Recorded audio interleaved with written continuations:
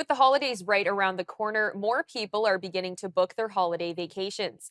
But according to a new survey by NerdWallet Canada, nearly 1 in 5 Canadians who plan to spend money on flights or stays this holiday season are worried about how much more it will cost them this year due to inflation. The 2024 Holiday Travel Survey also found that Canadians who plan to spend money on flights or hotels this holiday season say they'll spend an average of $1,752 for those expenses. Additionally, nearly half of Canadians charged holiday travel expenses to their credit cards last year, and of them, more than 1 in 4 still haven't paid off their balances. These financial burdens also had 17% of those planning to spend money on travel saying they will spend less on gift giving this year.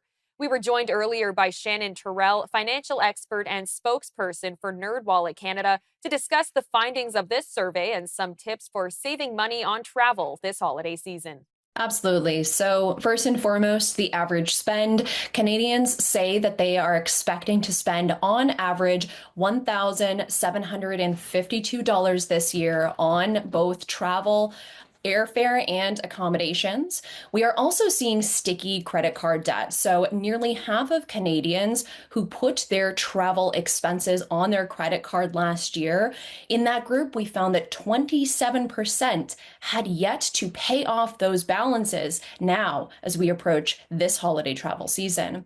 And finally, we also found some gift giving compromises. So, 17% say this year, in order to afford their holiday travel, they do plan on scaling back and potentially giving fewer gifts this year to make room in the budget for holiday travel. So, some very interesting findings this year. Overall, I can't say that I was particularly surprised by the average spend, especially for folks who potentially have airfare in their budget. In Canada, whether you're flying domestically or internationally, airfare tends to be quite expensive.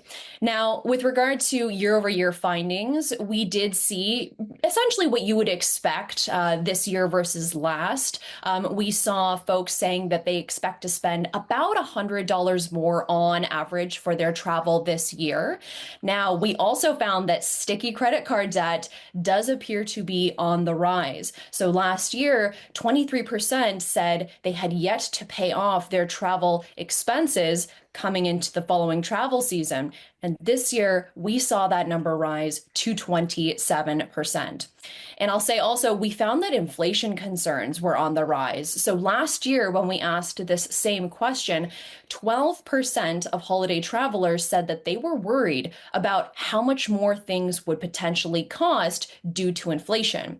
This year, that number has now risen to 19% who have expressed that same concern about inflation's impact on travel costs. So also some very interesting findings from the year over year data. There are definitely ways to cut costs. First and foremost, don't be afraid to bake a little bit of extra wiggle room into your itinerary, whether this looks like a stopover if you're flying, or broadening the scope of your search, perhaps searching for airports beyond what is closest and most convenient for you. You may be able to save some money that way.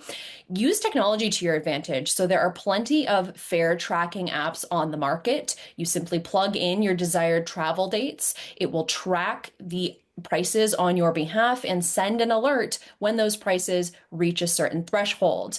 And if we are perhaps not thinking that airfare is in the cards this year due to budget constraints, maybe we want to explore alternative transportation options.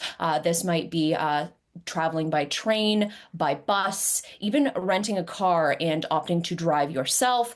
You know, these options are more time consuming typically, and they are certainly not going to be free, but they may help you save quite a bit of money.